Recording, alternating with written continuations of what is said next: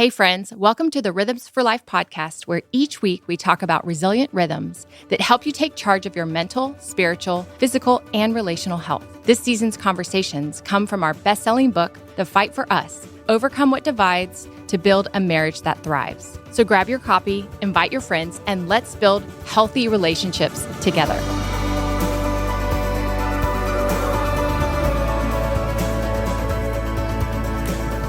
Welcome back. I'm Rebekah. And I'm Gabe.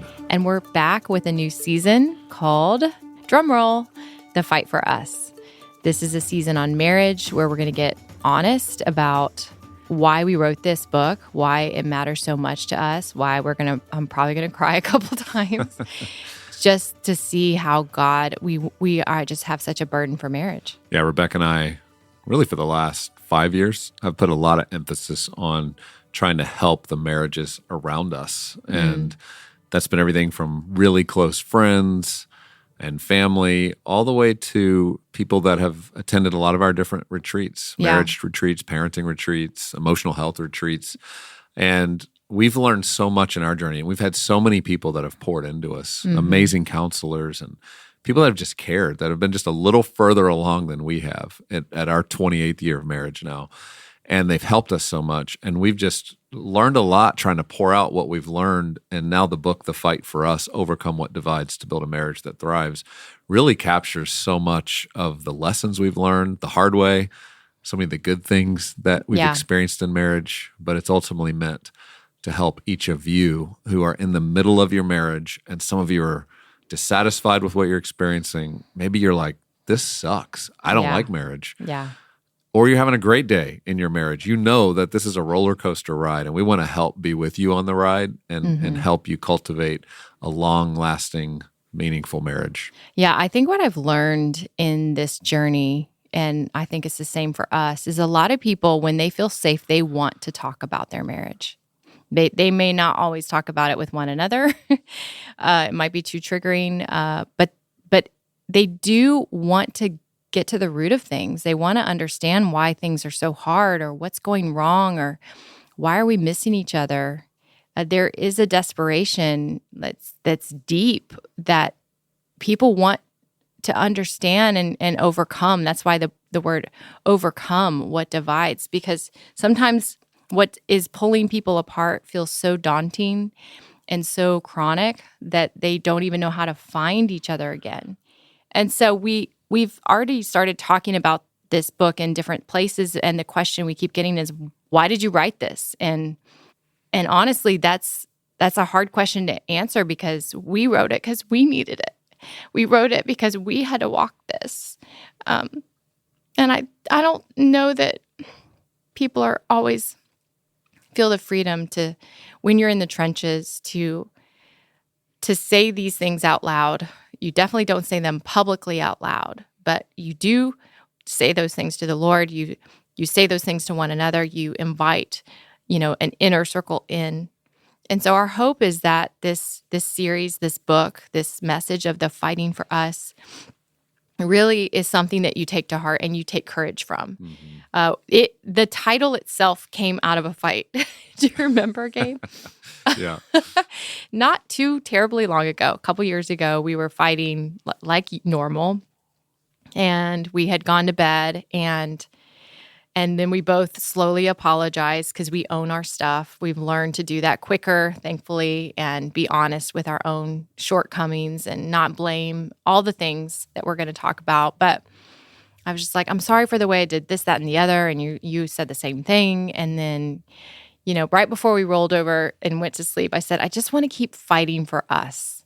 And you're like, The Fight for Us. That would make a great book title. Yeah. And this is long before we thought we were going to write a marriage book, but it was kind of the idea of, yes, this is it. This is the crux. Like, do we want to keep fighting? Yeah. And I think for anyone listening, if you're been married for a minute, 1 year, 3 years, 7 years, right? The 7-year itch. I mean, you walk through all these different seasons and you experience the heartache of marriage, the days you go to work and you feel so disconnected and it like hangs over you.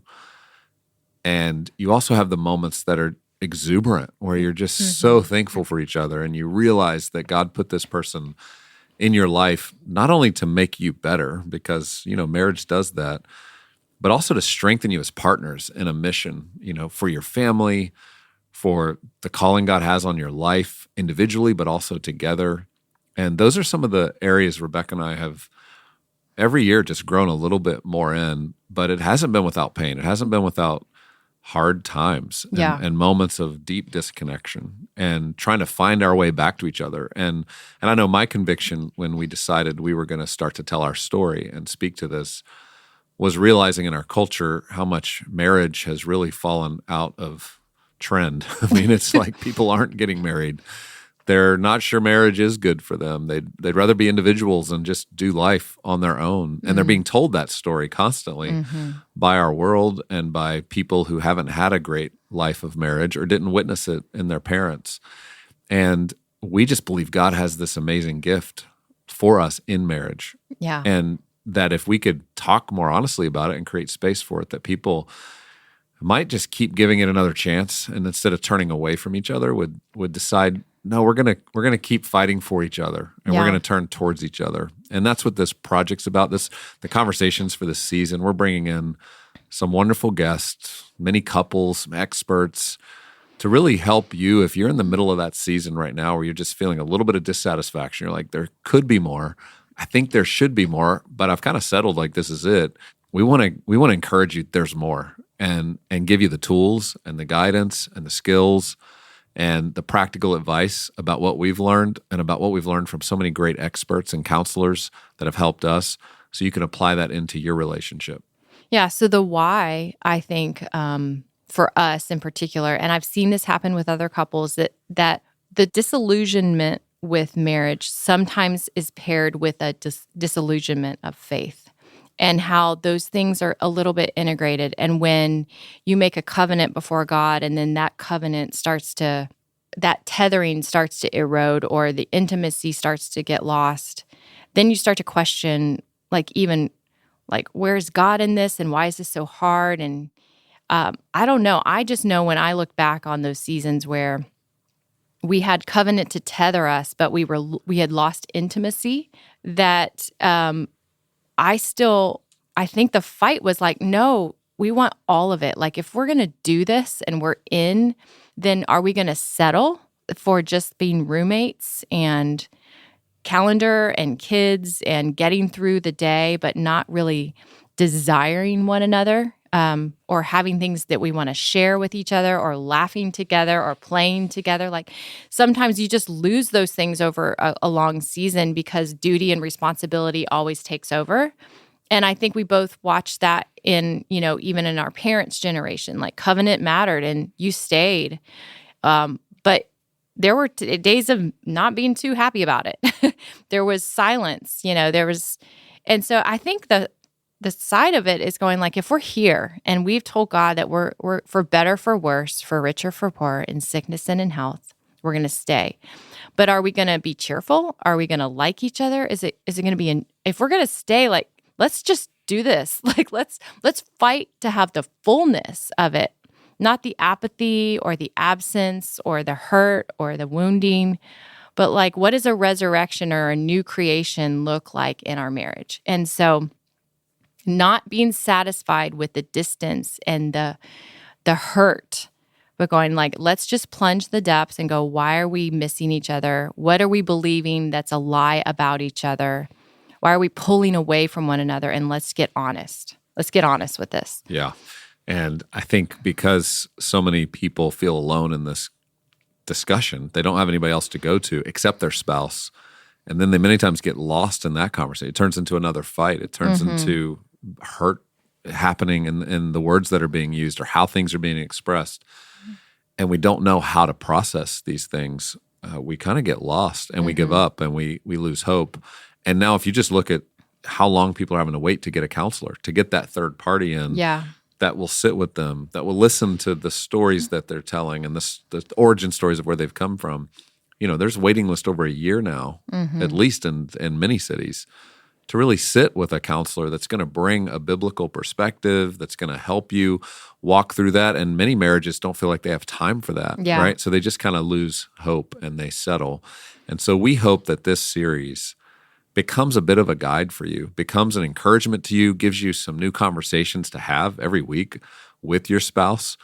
We hope you would invite your spouse to listen through this, because maybe you're one of those couples where you're like, hey, we could use a little bit of a tune-up. I mean, things are good. We're good, but we want to keep getting better. Invite them in for the next several weeks to be a part of a learning journey alongside this conversation that creates great conversations for you to apply into your own marriage. And I think that could be at least a great step towards seeing your marriage continue to grow and thrive. Yeah.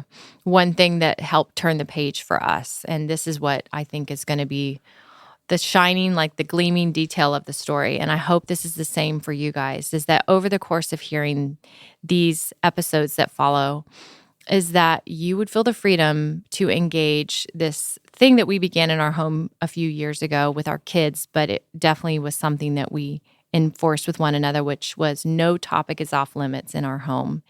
And that decision, because we didn't want our kids going to these other places for advice. You know, there's a bunch of experts on TikTok that are like 3 minutes old, and you just kind of are like, I don't know.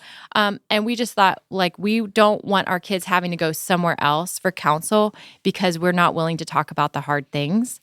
And then I was like, okay, this doesn't just apply to our teens who are feeling just the tsunami of information coming in. This applies to us too. Are we talking about the hard things? Are we willing to go to one another and go, hey, when you said this, I don't know if you meant it or not, but I felt this. I felt a horrible sense of shame. I felt dismissed. I felt unloved. And I'm not trying to attack you because I don't even know that you meant it or realize it. Yeah.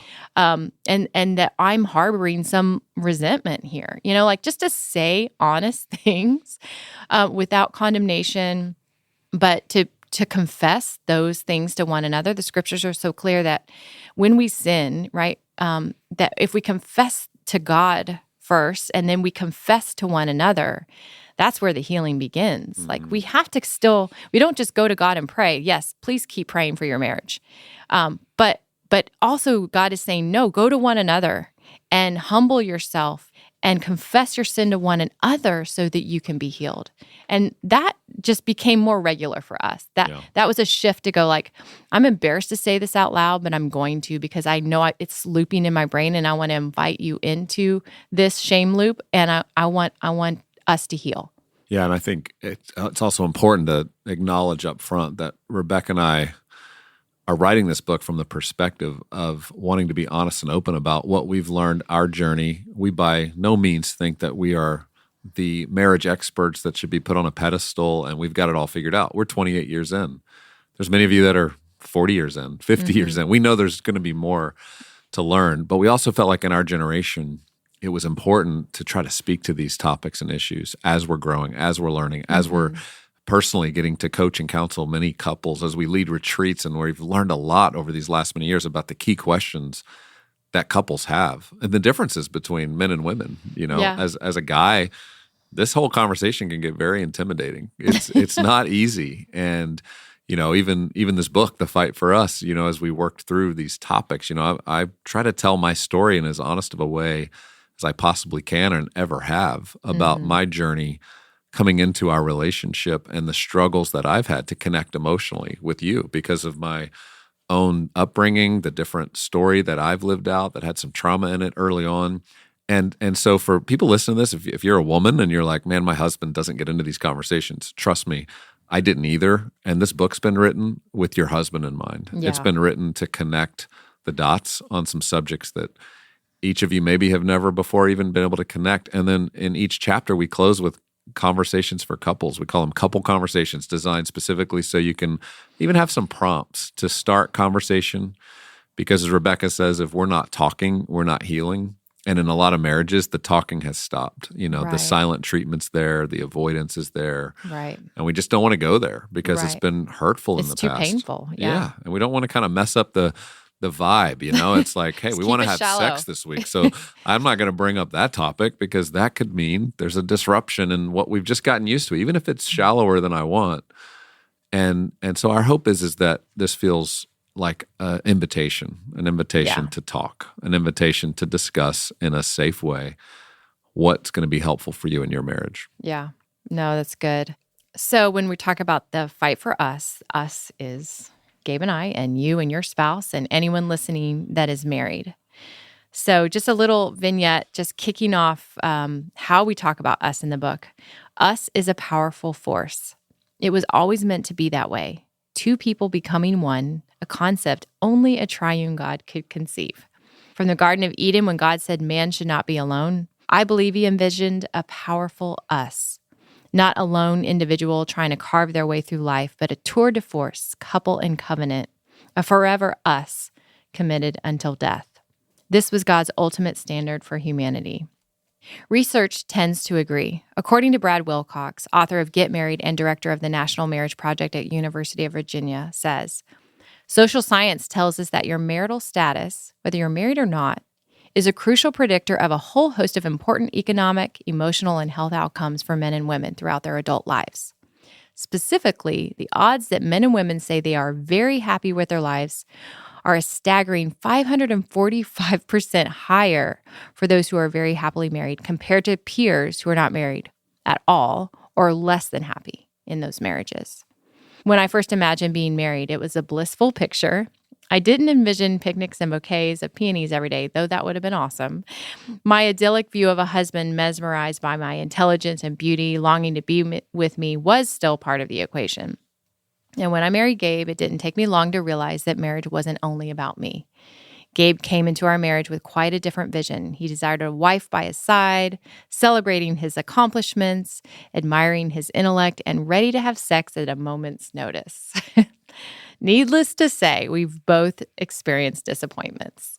Yeah, so this is how the book begins, is this conversation acknowledging our own disappointments. You're going to see a lot of that throughout this book because we know it is so common to marriage to have some disappointments and unmet expectations, but then also the hope and the joy and the ways we've learned. And you can get access to the first 3 chapters right now by pre-ordering the book and going to RebekahLyons.com/marriage.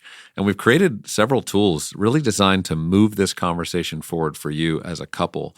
And you can get access instantly to all of that. So not only do you get the 3 chapters right away when you purchase the book, but you also get our masterclass called Fighting for Your Marriage Masterclass, where you can learn how to identify why you fight as a couple, recognize what you're truly feeling, and discover practical ways to heal together as you transform from opponents into allies in the battle for your marriage. We also have another video series, a mini course we've created called Emotional Health for Marriages. This is another thing instantly you get access to that will help you better resist some of those overwhelming triggers that fire off and create those marriage conflicts, and also start to retrain your brain to shift the narrative and treat adversity as a friend rather than an enemy. We also have the Growth and Connection Toolkit that gives you downloads for your date nights to begin these conversations. So Rebekah and I's goal is we just want to help you. We want to help get this conversation going in your marriage and bring you hope that healing is possible. But it starts with each of us acknowledging where we're creating some of the conflict and owning it, and then beginning that journey. Yeah, so this season, we are so excited about the guests that we're going to have. We're going to have Jonathan Pokluda talking about your spouse is not the enemy. And I know for a lot of us, we're like, are you sure? But no, we have a shared enemy that's actually trying to attack your marriage. And so just how to recognize that and what are the tools that we need to change that dysfunctional dance. We also have Hillary Scott and Chris Tyrell speaking on your origin story, how you have to look back to move forward. Yeah, and Hillary's the lead vocalist for Lady A. Many of you probably listened to their music, but she really gets... Her and Chris just... They go there. Are going to be so vulnerable about their own journey of marriage, 13 years.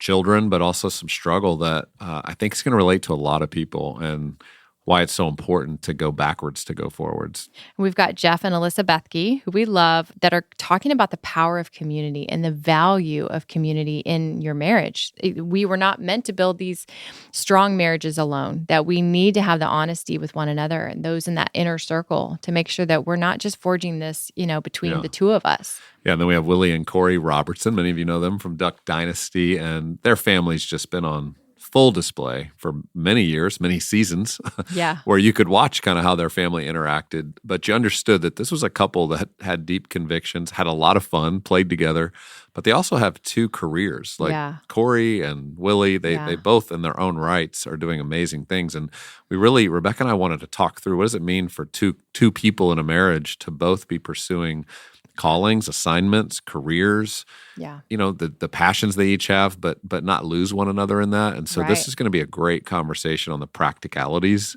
Yeah. of And how the they do that. partnership. The partnership of marriage that it sometimes can be a little rocky when you work together, but then going like, how do we support each other's strengths and lean on those as well? We also have Dr. Morgan Cutlip. She's a relationship expert. She wrote a book called The Better Share, but what we love about her is we really wanted to talk about sex. And what she does so brilliantly is talk about the connection between the mental load that a woman carries, which I resonate so much with, and her desire for intimacy and sex. I mean, men carry mental loads too, but I think we somehow can dismiss those very quickly to jump in bed. But for women, it's just not like that. All in the same big bucket. And Rebekah and I do believe a great sex life is such a great indicator. It's like a barometer of a healthy marriage. And we want to get that conversation right. And she really helps. Well, and I'm also a great advocate that a great intimate marriage has a great sex life. So it's the chicken or the egg, whichever way you start. But the bottom line is you really want to be known fully and loved so that you know that in your relationship so that you can be naked with one another in sex and still feel fully known and fully loved. Yeah. That there's a tethering there that's so important in intimacy. Yeah, and then we have Dr. Brad Wilcox with us. I'm really excited about him. He's going to help us kick off this interview season for us because he's an expert sociologist. He recently wrote a book this past year called Get Married that unpacks the latest research in marriage and why marriage matters, why in a cultural moment where a lot of people have dismissed marriage as maybe not that meaningful or helpful, he explains why marriage is everything to human happiness, to fulfillment, to economic growth. I mean, there's so many of the data points we don't think about. So it's less counseling, but a little more like an argument for marriage. Yeah. So if you've got young kids that are thinking about marriage, we've got a couple in that category. That conversation is really helpful for parents who are trying to understand young marriage that's happening a little bit more, especially in Christian circles. And that's just going to be a fun conversation as well. Yeah, so that and many more are coming up. We're going to talk parenting. We're going to talk money. We're going to talk about rhythms. So more guests to come, but we just want to make sure that you go ahead and subscribe. Share this with your friends. If people are struggling, they're like, I just need a lifeline right now. Just start by listening to these conversations. Yeah, every week, Rebekah and I on a Monday will kick off with talking about marriage, teaching a bit on what we've learned and just having a dialogue about the key lessons and components. And then on Wednesdays, we'll have this interview conversation. So for the next 7 weeks, it's going to be packed with a lot happening every week and keeping these conversations moving. You can also view those episodes on YouTube as well that we've recorded with our interview guest and share those as well. And so we just want to invite you to be with us in this. I know that if you are someone who's ever been a part of a church, a small group, you've cared for other couples and had these conversations about marriage, you know how hard it is. And we need each other. We need conversations like this. And so utilize this as a tool to start a conversation. And the first step is to pre-order The Fight for Us. Immediately jump in, get those first 3 chapters, start reading, get the marriage masterclass so you can begin the conversation and get oriented to it. And then that book will arrive. It releases April 22nd. And then you can begin this journey with the person you love of having a conversation that's going to be significant, we believe, in your relationship. And so as we close, what I'd love to do is just pray. Pray for all the marriages that are going to engage this, that are going to listen, that I pray for you and your marriage. I know prayer was like game changer for us. And there were times when we didn't even have the strength to pray and people would pray for us. And we want to just do the same for you. So I'm going to close. I'm going to pray. We're going to close. We're so thankful for you guys. We hope this blesses you and encourages you as you fight for us. So God, we love you and we praise you for the gift of marriage. And while it's mysterious and maddening some days, Lord, we know it is such a beautiful gift that you have put in motion so that humanity could flourish. And so we ask, Lord, for the marriages that are going to engage this in the next few weeks, those that feel discouraged or distant, those who just need a bolster of faith and hope and peace in their relationship, God, I just pray that you would give them the grace to engage. You give them the desire to engage. And then it wouldn't just be one person, Lord. It would be both people in the marriage would have a nudge from the Holy Spirit to just go, I want to lean into this. We need this. Let's give some space and some time to this. And so, Lord, we thank you for that. We thank you in advance for what you're already doing in the people that will engage this message. And we thank you for what you'll do in the future. And so we commit this time to you. We ask that you would be glorified. In your name, Jesus. Amen. Thank you, Rebekah. And join us in this conversation starting on Wednesday when we interview Dr. Brad Wilcox and we begin a conversation on the fight for us.